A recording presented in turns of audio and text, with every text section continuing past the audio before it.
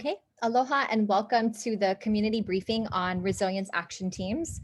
We are thrilled to be with you and just so excited to see so many folks here, eager to learn more and ready to engage and get into some collective action.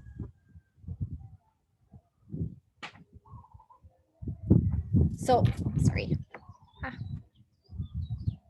All right, we wanted to begin with opening protocol. We think it's really important here in Hawaii to begin with this in any type of work or activity. And for folks that are not familiar with this, this is typically done through an oli, which is a chant, or a mele, a song.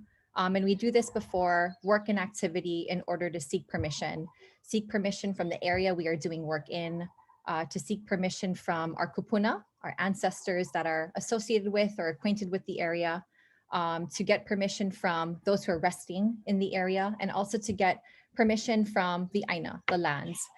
We also do the oli in order to seek knowledge, obtain knowledge, which is what we are going to be doing now. So close your eyes if you would like, and just take a moment to ground yourself, be fully present, take a deep breath, and recognize the collective that has been gathered and assembled for this work, and really acknowledge your willingness to be here and to do something meaningful and positive for your community. And as you exhale, release any and all negativity, tension, reservation, assumptions, biases, and come into this space of light and notice how bright and connected you are to yourself, to each other, to this place. For this next part, you can keep your eyes closed or keep them open. We will begin our convening with our opening oli of Ehomai. Ehomai ka ike mai luna mai e. O na mea huna no eo. O na mele. Ehomai. Ehomai. Ehomai. Ehomai ka ike mai luna mai e. O na mea huna no eo. O na mele. Ehomai. Ehomai. Ehomai. Ehomai ka ike mai luna mai e. O na mea huna no eo. O na mele. Ehomai. Ehomai. Ehomai.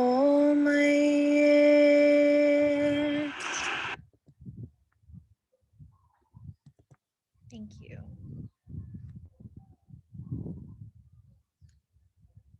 Thank you again for that. I wanted to introduce myself. My name is Ashley Kirkwitz. I am the council member for District 4, Puna Makai. And today I'm co-hosting this community briefing with Douglas OMalley, our disaster recovery officer. We do want to recognize the incredible support our teams have lent to this entire process, from all the materials that were created, creating the Zoom room, and just managing folks coming in and out. We really mahalo our team for their presence and their support today. And because there are a number of, I think, new faces, if everybody could just take a moment to introduce themselves via chat, go ahead and pop in your name and the group that you are affiliated with. It's just, again, so nice to see, familiar friends, but also new faces ready to get engaged in this work.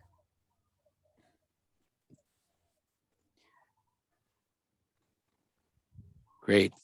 Thank you, Ashley, for that and for kicking us off. I'm happy to be co-hosting with Ashley this evening. And thank you for kind of being a part of these convenings. We'll work through a couple of key topics today. Our overall goal is to kind of launch this network of resilience capacity areas and action teams.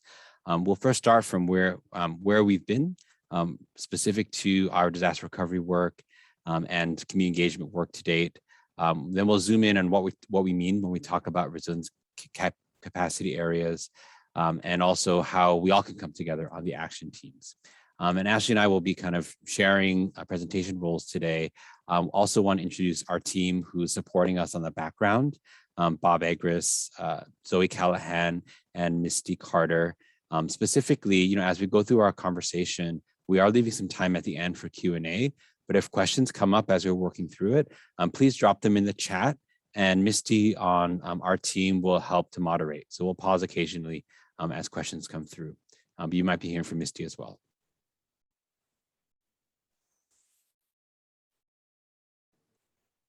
So for many of us who have taken part in this recovery process, this work that we are kicking off now is really grounded in the Recovery and Resilience Plan, which began shortly after the eruption in the fall of 2018, with a very robust community engagement with over 3,600 stakeholders. And this is a very complex graphic, but we hope it tells kind of the complete story of how we got to the plan as of its release in December of 2020. This upper level talks about all of the different specific inputs and the way that we engage with the communities that were impacted by the eruption. And in the middle section, it talks about our process. So starting in grounding our work with the Puna Action Committee, and really refining those established goals and objectives, and really taking a look at them in terms of how they could be a North Star for us through this recovery process. The community engagement went on to refine the goals, the objectives, and the key strategies. And the plan is really made up by 3 core strategies, including eruption recovery, disaster resilience, and what we've called kind of community development, community capacity building, but it's really the work that we're going to cover tonight. And informing kind of this plan development was also the technical side, which you see across the bottom of your screen, both looking at kind of engagement on the economic recovery realm, the planning and technical assistance team, thinking about kind of strategic recovery, and also throughout 2020, involvement of the recovery task force. And what it boils down to are these 3 strategies, right? How do we think about recovery, which we are still in, this holistic regeneration and enhancement of our community?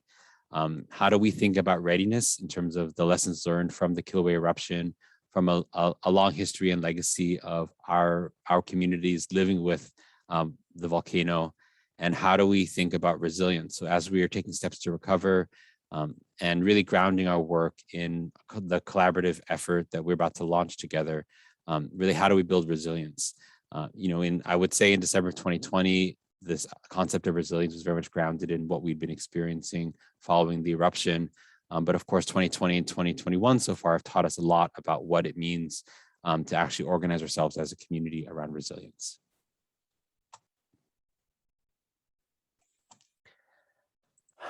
And this is our approach to implementation. And so some of this is actually framed in the plan itself, but really want to highlight where we've been and where we are now.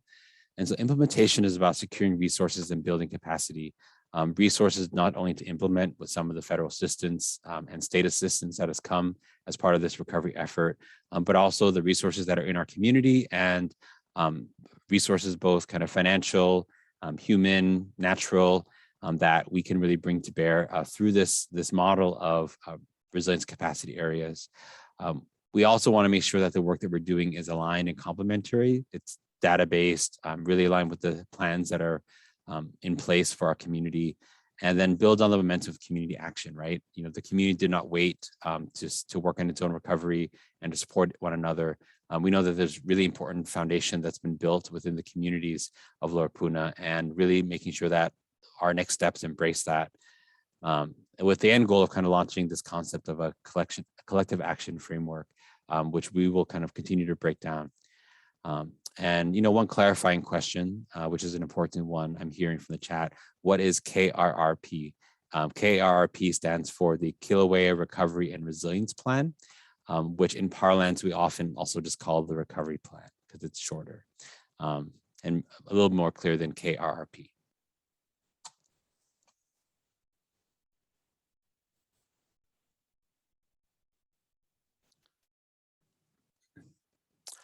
So how does this relate? Really want to kind of lay it out before we really dive in on this next step of implementation.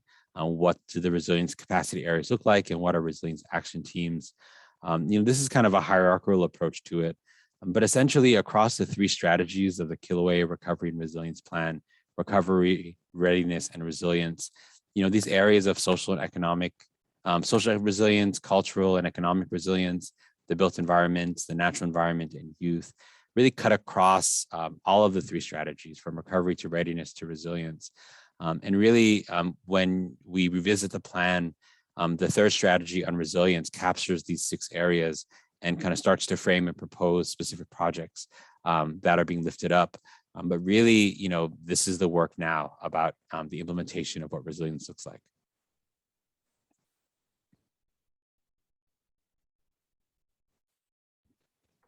Just want to pause there and see if there are any other questions for Douglas and any of the information that he's covered. Go ahead and pop it into the chat.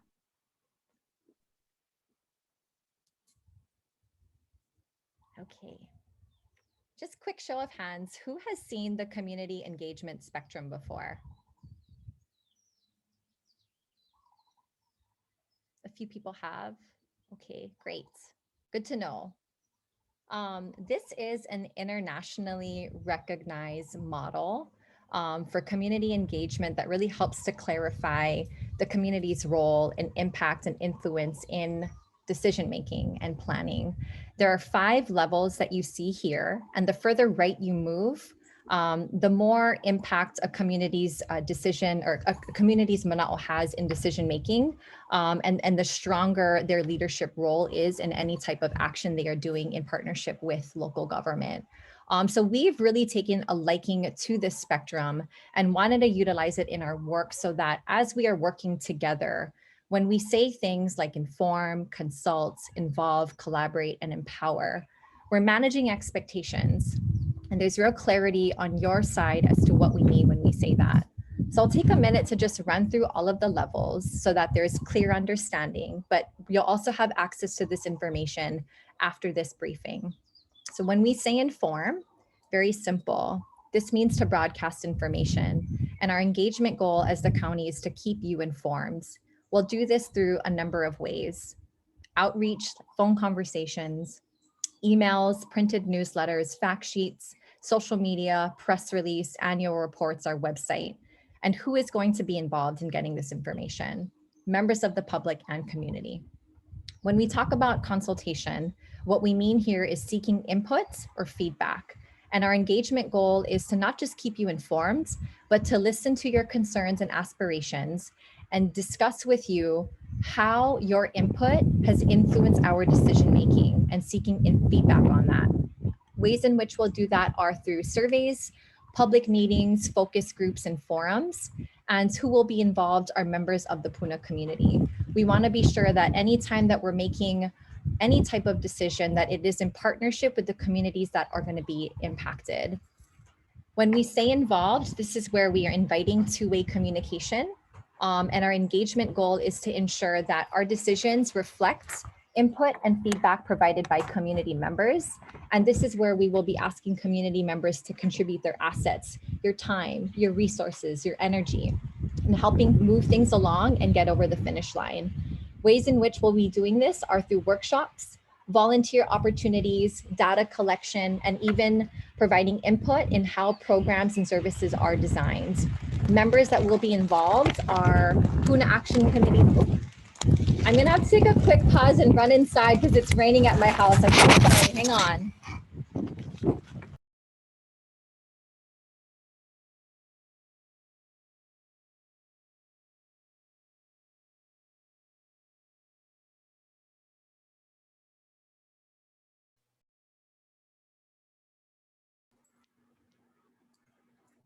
Sorry about that. Okay, didn't want my equipment to get wet. Sorry, thanks for giving me grace here, everyone. When we say involve, again, inviting two-way communication, volunteer workshops, opportunities, data collection, and folks that we are going to be engaging through this are members of the CDP action committees, Road Resilience Capacity Area, RCA co-chairs, and our action teams. When we talk about collaboration, What we mean here is we will be partnering county and community meaningfully together. Our engagement goal is to ideate, co-create, and co-produce solutions with you. And we'll be doing this through planning team events, co-hosting events, and different funding opportunities, similar to the Kilauea Recovery Grant, as well as the Puna Strong Grant Program. Folks that will be involved are our grant awardees, again, CDP Action Committee members, RCA co-chairs, and action team members. Finally, the level of empowerment means we will be sharing leadership with you.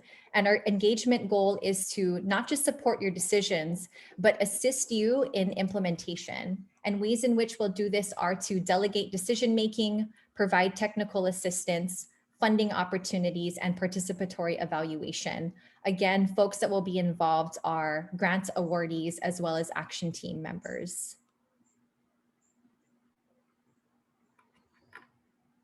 So how are we going to do this, the process?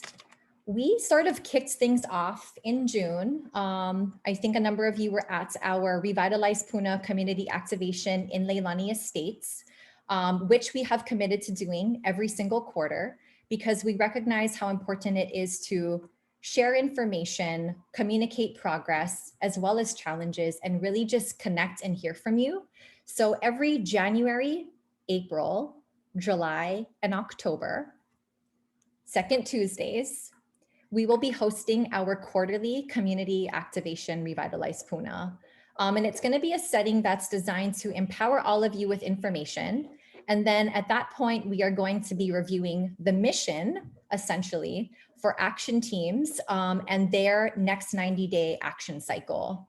And this action cycle is where teams are going to come together and learn by doing. What do we mean by that? So again, you'll receive information at Revitalize Puna, and through the 90-day action cycle, do a deeper dive into that knowledge that you've obtained, apply it.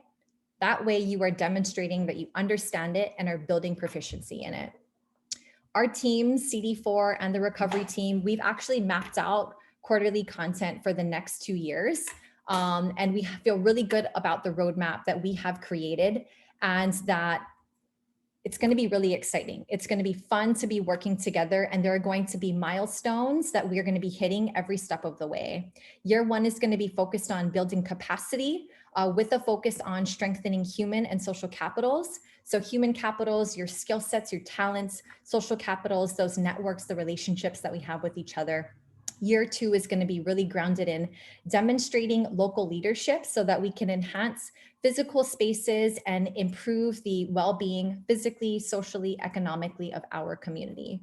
One of the things I want to just elevate here is this process is iterative. So we are going to be spending some time together to see what works, what needs refinement, so that as we move forward through these quarterly cycles, we're moving forward in confidence that the process is working and making fine-tune adjustments where it makes sense, because we want to make sure that you're actively engaged and that we are building momentum and getting more people on board with this work.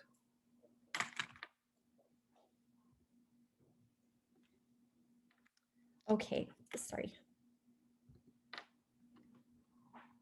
If you have seen our disaster recovery plan, the KRRP, you'll notice this graphic or reference to the resilience framework, the island resilience framework. And this is a recognition of the fact that our islands are on the front lines of all kinds of global change, climate change, systems of pressure on our food systems, resource depletion, and so much more. And multiple island nations have come together around the world, and they've agreed to work together to advance global agreements like the United Nations SDGs, Sustainable Development Goals, as well as things like the Paris Agreement. And they're working diligently together to increase capacity and resilience in these pillars that are here. So each of these pillars, social, cultural, economic, built environment, natural environment, youth, governance of risk, and resilience, these are pillars within the framework.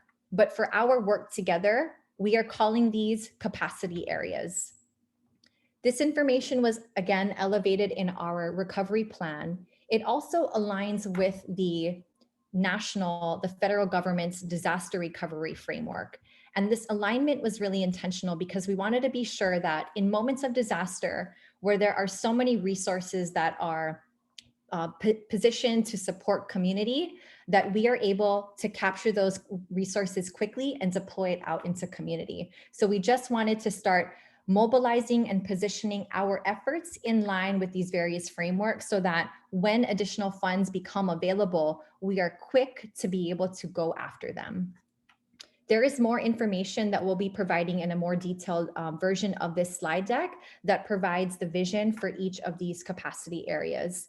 But this is the way in which, if you notice at the Leilani event, all of our resilience action stations were organized along this framework, and our action teams are also going to be organized within these pillars. Okay, so if you are looking to contribute, these are one of the ways in which you can do so as a resilience capacity area or RCA co-chair. It's going to take the county and community really working together to make all of this happen. And so if you see on the left side of the screen, this is what the county is going to be committed to doing to supporting this work: providing planning support, training and technical assistance, resource support and leveraging, implementing policy and legislation where it makes sense, so it makes it easier for community to get things done, and advocacy at state and local or state and federal levels. Community members, ways in which they can contribute are mobilizing for action, leveraging multi-sector partnerships, as well as community assets and resources, strengthening leadership capacity, and again, where it makes sense, advocating at state and federal levels. So co-chairs are going to be a blend of members of county and members of community. And we really want to be intentional about this pairing. So each resilience capacity area is going to be co-chaired by members of community as well as representatives from county government. We want to make sure that there is this open, collaborative relationship and that we are building a deeper understanding of various perspectives, constraints, and opportunities. And so each co-chair will have kuleana. These are not symbolic positions. They're not just additions to your LinkedIn page or your resume. These are going to be actively working co-chairs where we are looking for you to help lead community through this process of recovery, readiness, and resilience. So we're looking for you to provide leadership and facilitate collaboration among action teams. Resilience capacity area co-chairs will shape and guide prioritization of actions. You'll work to assess and guide your action teams through evaluations, or in government speak, after action reviews.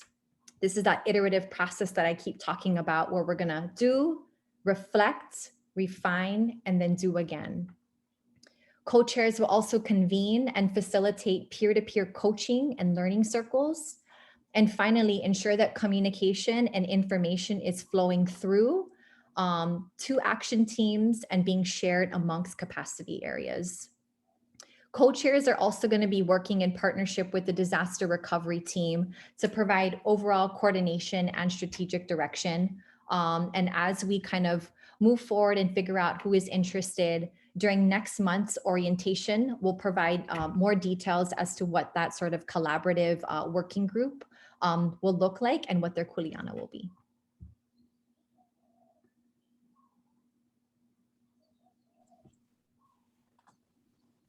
Great. So appreciate that walkthrough, Ashley. You know, I think we've been throwing a lot of acronyms out too, and I think it'd be helpful to kind of just touch bases on what we mean when we talk about an RCA or an action team. You know, RCA is not a video cassette recorder. It is the acronym for the resilience capacity areas. So kind of these 6 icons that you see before you. And, you know, hearkening back to that triangle we showed, right? How the strategies in the plan really are implemented through these 6 areas. The action teams, which we're about to go through in terms of potential projects and initiatives, are really kind of those WHOIs that are part of the broader capacity areas, right? So say, for example, there's probably several initiatives around cultural resilience that we could undertake, some place-based, some more so on the audience or the delivery or the grounding of that cultural resilience work. Each one could maybe represented by an action team under the resilience capacity area that we're about to walk through. As a starting point, we talk about social resilience, and these projects or activity areas are ones that our team's really taken a hard look at in terms of what was really lifted up as part of the planning process, but also our ongoing work with communities throughout and since that the plan was released. So just some specific initiatives under social resilience include resilience hubs, disaster and emergency preparedness, really providing resources of all kinds around health and well-being for the Lower Puna community, and resilient food systems. Under cultural resilience, there is really a lot of interest and a lot of need around Malama Vahikapuna, creative placemaking, and also place-based education, and grounding that work in a very local context.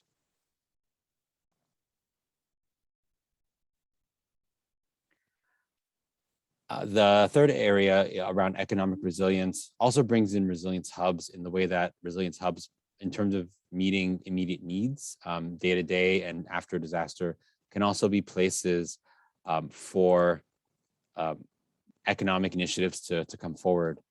It's really clear, both the 2018 eruption and what we've experienced with COVID-19 since, that there are real opportunities to bolster our industry and our workforce in Lower Puna in a very place-based way. And so, I know we've already started talking to a number of folks around what is the strategy to get there. Is it a broader assessment, survey of businesses, industry, and also consumers, AKA community residents, about what the needs are, and looking to how innovation and technology and the ecosystem that supports innovation and technology can be an area that enhances our economic resilience. The resilience of the built environment in the way that we are hoping to engage the action teams is really the, for lack of a better word, long delayed Pahoa Village Master Plan. I think the initiative on the master plan, which has been stalled by 2 eruptions now, to be able to kick that off in collaboration with community through these action teams, but through also the formal roles of the Puna CDP Action Committee and the planning department, and other government stakeholders and property owners, is going to be really key. And one of the final areas is also around the resilience of the natural environment. So working on invasive species management and reforestation, and the role that we all play and can really start at a local level to identify solutions and address climate adaptation and climate restoration. And I think the final piece, this has really been an ongoing thread of interest and need across this recovery process, but also in all facets of our community, developing youth as leaders and nurturing them as leaders, not only what they bring to the table, but investment for their future as well. I think there's a lot of interest around bringing young people from our community into this process to not only learn, but also to do and to teach as well, for adult participants. And I think as I wrap up this section before we really dive in more on the roles, it's very clear that a number of the different initiative areas across the action teams overlap.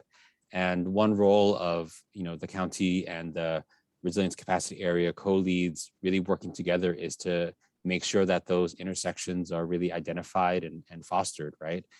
So what is the intersection between youth involvement, youth development, and cultural resilience, for example. And I think we continue to shape that across all the different areas. Thanks, Douglas. All right, I'm going to go over the roles, the members that make up the various action teams. You can be wearing multiple hats, so you could be a convener that is also providing tech support and a contributor. I'm going to go over what each of these things are, but just wanting to mention that you can wear multiple hats as part of an action team. So a convener is someone that has in-depth knowledge of the topic of focus for the action team. And they are someone that can bring stakeholders together and keep a team of folks on track to meet their 90-day goals. Facilitators are individuals that have an interest in the issue but are able to remain neutral. They'll be moderating discussions and really keeping teams focused on being present and moving along and working in close partnership with the team's convener. The scribe is someone that is passionate about documenting progress and sharing information. They'll keep a record of team meetings, demonstration projects that we've identified to be done over the course of our work together, and also capture team reflection so that we can document our collective journey. Tech support is someone that is adept at technology and able to manage Zoom meetings and utilize Google Suite, which is the platform that we'll be working off of to support the work of action teams. Contributors will actively participate in team meetings and contribute to the design, launch, and evaluation of projects that have been identified by action teams. And collaborators will also actively participate and bring in resources. Again, the different types of community capitals, they'll leverage those to bring support to projects and help those projects be actualized. So where do we go from here? We know that we presented a lot of information, so we'll pause for questions, but we will also provide a copy of this recording as well as a more detailed version of this slide deck so that you can review the information at your leisure and really digest it so that you understand sort of the expectations and responsibilities for signing up as a resilience capacity area co-chair or as an action team member. We're going to ask you to fill out an interest form, and Zoe's going to go ahead and pop that into the chat. I'll also walk you through that in just a sec. We will let you know where we are slotting folks by September 3rd. We'll have this form open for about a week through August 20th, next Friday. And we'll let folks know the beginning of September who's going to be organized where, with the intention of doing an orientation with folks in September so that we can gear up for our next Revitalize Puna activation that is happening second Tuesday in October. And it's going to be virtual this time around. Okay, so Zoe is sharing the link to the interest form in the chat. We will update this form to include a link to the recording for today's session. But we're just going to ask you to quickly fill it out when you have figured out how in which you want to contribute to this process. So share your information with us, your name, first and last, any organizational affiliations. Let us know if you are interested in serving as a co-chair for an area. I'm just going to say that I'm interested in kokuing in the economic resilience space. Once you've done that, we have a full listing of the different capacity areas and action teams that are housed there. So I'm interested in disaster preparedness, placemaking, hubs, industry, innovation, and climate adaptation. You can select as little or as many action team areas that you feel interested in and feel confident that you are able to actively participate in. And then from there, understand sort of what role we have available for you to fill, and go ahead and check off all the ways in which you can help contribute to an action team. So I'll go ahead and do that. And then there are some closing questions. We're really curious around motivations for how folks want to contribute. So just sharing with us, doesn't need to be long, or it can be, whatever you want to share, but just speak from the heart as to why you want to be part of resilience action teams. If you have any skill sets that you are really excited to share, different sets of expertise that you want to put to work to contribute to community, let us know what those things are. And then if you have any questions, comments, or concerns about anything that we have gone over this process, feel free to go ahead and enter that here and then submit your form. So again, the form is available in chat. It'll also be posted to the recovery website and emailed to everybody that signs up for today's event. And a couple of save the dates. Orientation is going to be happening for folks Tuesday, September 14th That's going to take place via Zoom, and our quarterly activation Tuesday, October 12th, also taking place virtually. All right, I'm going to stop share here and pause so that Douglas and I can answer any questions that you might have. Mahalo, Ashley. We have 2 questions in our chat box right now. The first one comes from Robert Golden. Douglas, how do the county plans for rebuilding infrastructure relate to these action teams? Yeah, no, it's a really key question. As the county looks at the infrastructure that's impacted by the eruption, but also the broader infrastructure needs to accomplish what we're talking about here in terms of resilience of the economy, regeneration of the natural environment, providing access and circulation for emergency preparedness. Really, the work of the action teams informs the county's decisions to restore and reinvest in infrastructure. I think it's a really key piece of it, in addition to some of the really practical considerations around geological feasibility, cost and scope and budget as well, that are also part of that process. And so really it's going to be kind of the contributions of the action teams, and really seeing those intersections will help to inform the questions we're facing around rebuilding infrastructure. Mahalo, Douglas. The second question comes from Ho'oululahui Perry. Ashley, is there information on the time commitment expectations for the various roles? Yeah, that's a great question. I think depending on how much you are looking to contribute and commit, it really depends. And so as you saw in the interest form that I completed, I selected a lot of boxes, and that's going to require hours and hours and hours of my time. But if you're really selective and passionate about one single thing, you're looking at anywhere between 2 to 3 hours a week. Might be slightly more if you sign up, and that's for an action team member position. Slightly longer time commitment each week if you are going to be a resilience capacity area co-chair, because keep in mind, you're going to be overseeing all the action teams that are part of your capacity area. And if I can add one more piece too, Ashley, in response to this question, to take a couple steps back on this idea of a 90-day cycle, right? I mean, all of this work that we're looking to launch, they really touch upon long-established needs and opportunities our community's been facing. And it's a lot to bite off, right? For lack of a better analogy. And so really, we're trying to frame our work together around these 90-day cycles so that we really can be intentional and iterative, right? The language that Ashley used earlier around, this is what we can accomplish in X amount of time. And I think within the action teams and the organization of the resilience capacity areas, it can really be kind of self-managed in that respect, and also evaluated, right?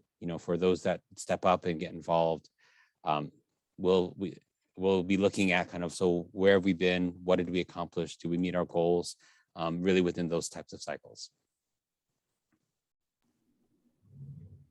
And if I could just add a little bit more to that, like Douglas was saying, the action teams that have been identified for these capacity areas, they come from the disaster recovery plan. And we feel a real sense of urgency and obligation to work with you to make this happen. We don't want to create another plan. We heard you loud and clear a few years ago. And so there's a beautiful plan that you have contributed to. And now we want to focus on taking collective action. And so there's so much more that I think we can do. But I think to build trust in each other and this process, and to get some wins under our belt, we're going to be really disciplined and focus our time on energy on these action areas that our community, our Puna community, has elevated as stuff that they want to do right now, because there is existing momentum that has already been built in community that we can be leveraging. Robert's question about members from various county departments working in these action groups. The short answer is, Robert, yes, they are. We have so many incredible folks within the County Ohana that have different information and skill sets to contribute. So in addition to serving as resilience capacity area co-chairs, we are also looking for county personnel to be part of action teams and contribute where it makes sense. And I think to Robert's question as well, in addition to having folks from the county directly participating, one of the roles is also to connect, right? And so the different facets that these initiatives may take on may involve kind of the contributions of the person on the action team, but maybe it's about, hey, we're trying to square this issue that is clearly within kind of the county's role or Kuleana to solve for. Who do we talk to about it, right? Even if that immediate person isn't directly involved in the action team.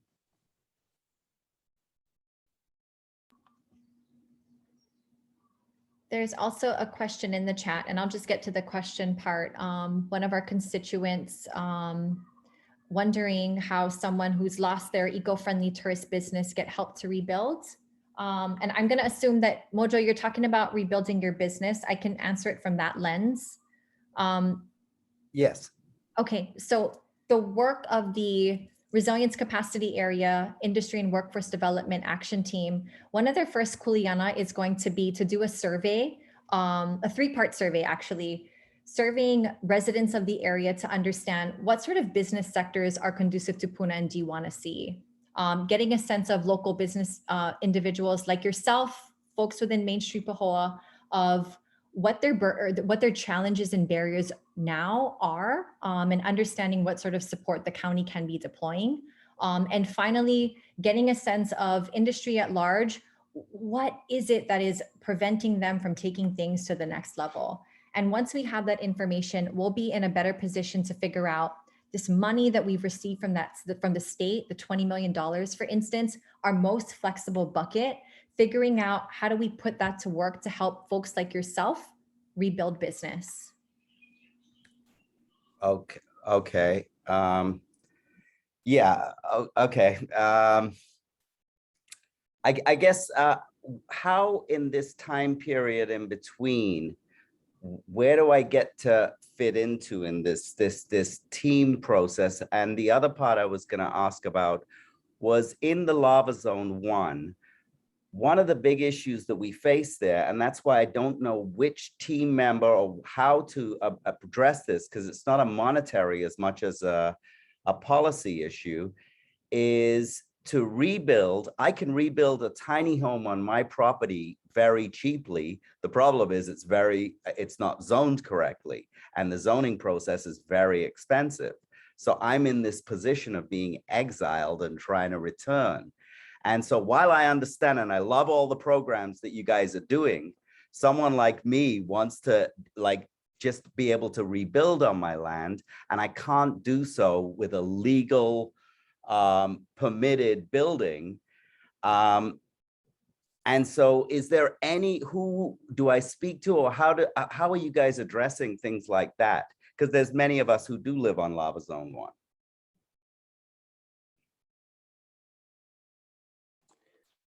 Hello. So, yeah. So one thing I can offer, I know it's been a while since we've connected, Mojo, and also since we've launched the bio program as well.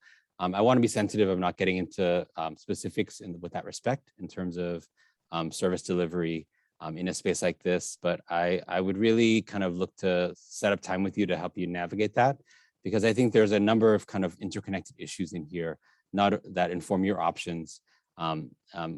Zoning and building code being one of them, right? Which is not unique to your situation, of course, across our island, but really trying to provide that interface at an individual level. The work of these action teams are also about collective action too, and so it's finding spaces to address individual property owners' kind of needs and the opportunities they can explore, while also thinking about kind of what are the overall approaches as part of this resilience work. And so, just if we can take kind of this conversation offline, I think it's been a while since we've been able to connect on it. We'd like to talk to you about it. Okay. All right. Thank you. Please let me know your contact details. Sure. So I can, thank you.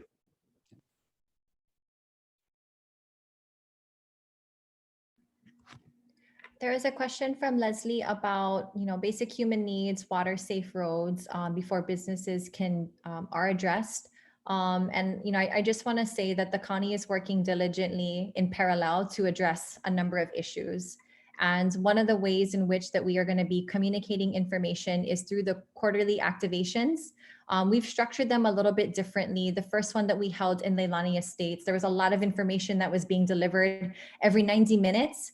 And we heard you, your feedback was really incredibly helpful. And so at the next activation, there will be a specific update from the administration about recovery as it relates to things like water and roads. So definitely stay tuned for that update.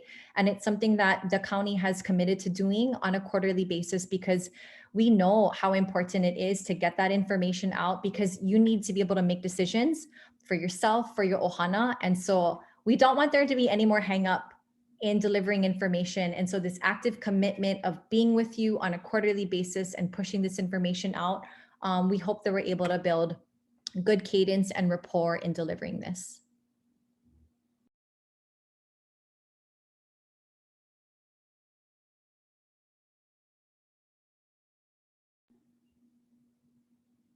If there aren't any more questions, we also sort of welcome reflections from you, and feel free to raise your hand or pop it into the chat about the information that Douglas and I have shared with you today. We hope you're excited. I mean, we clearly are. We can't wait to get started with you.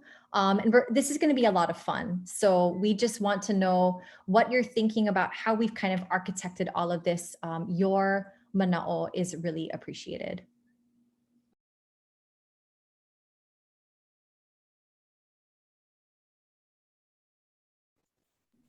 We appreciate you guys too, being with us at 5 p.m. We know it's time to make dinner soon. And as folks kind of work through reflections on the chat, I just want to say that this was really designed as a first level orientation, right?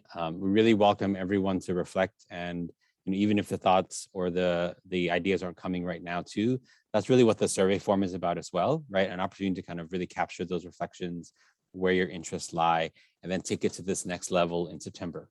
And really for those who weren't able to join us live and are able to watch the recording, really want to use that survey to also kind of capture everyone's participation, because there are a lot of communities out there that can all get engaged. There was a question in the chat about slides with details and where that's going to be available. We are publishing that onto the recovery website tomorrow morning. We will also be sending out an email that links to a copy of this recording, that more detailed slide deck, as well as the Google form, so you can indicate your interest in how you would like to contribute in this process.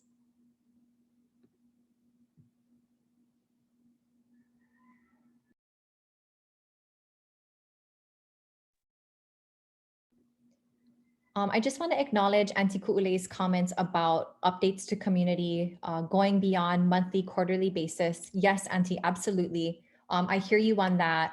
I just want to emphasize that there's going to be consistent communication coming from the administration with respect to recovery. However, if there are big decisions that are being made, during that in-between time, absolutely, there can be county council discussions, press releases, other public meetings that are held to communicate that information. I do want to share that there's a commitment, again, to provide the information consistently, but if there is big news to share, definitely community will be alerted and engaged.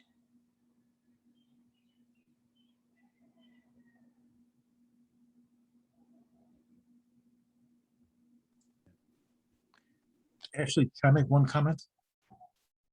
Sure. So I just think there's an elephant in the room, and that has to do with the county's infrastructure, building roads and water. And I think it's underlies some of the questions. So the more these two parts work together, then we're going to see results, I believe. But we can't really discuss one without the other. I mean, and so for me to drive around and not see any changes in what's happening with the road we're building, and we're almost into September, it just leaves me concerned. So I just want to leave that as a comment. Yeah. No, I appreciate the comment, Robert. And also I think it's a good tie into Auntie Ku'ule's comment about this role of jurisdiction as well. Yeah, for us to be successful in this action team work that we've described tonight, that we're kicking off, It's got to all work together, right? It has to kind of inform one another. And, really proud to be a part of this, really representing the broader county Ohana, but also acknowledge that whether it's in an advocacy role or in a partnership role, and probably both, bringing our state and federal partners along. Everything from state agencies that have jurisdiction that we have to really work together on, to federal partners that may have review approval authority, jurisdictional authority, or also funding authority. That's a big piece. That's the big piece of it. So I think we hear these pieces loud and clear. Thank you, Douglas.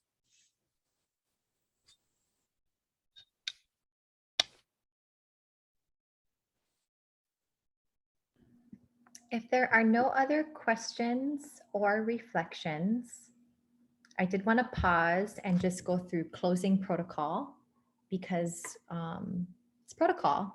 And I think it's important that we just sort of wrap all this really wonderful energy and intention and work that we're committed to doing together, and closing on a high note. So give me 1 second to pull all that together. And I just wanted to say on my end, I'm sorry I didn't realize bringing up my personal story. It is still a bit painful for me right now. And I do get frustrated sometimes where to reach out to. So I do realize this is much more community oriented. So I apologize for not bringing up my concerns in the wrong forum. All good, Mojo. I think we just want to take advantage of the folks that have been assembled, but thank you for that recognition that we are all trying to work together to build collective community. So thank you. Yeah, no worries. Great. So to close, we have Oli Mahalo. Uhala ia kamakaloala. Ai ke alohala. Kukai ia kahaloala. Pavehi mai na lehua.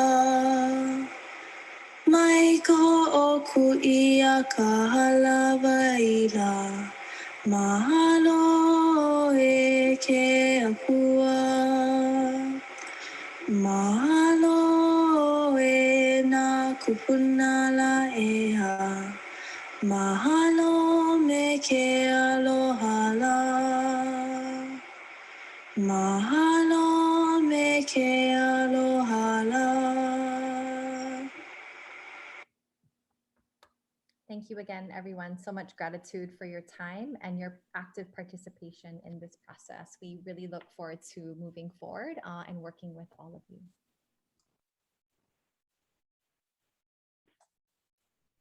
And the final mahalo to our staff who really made this possible as well.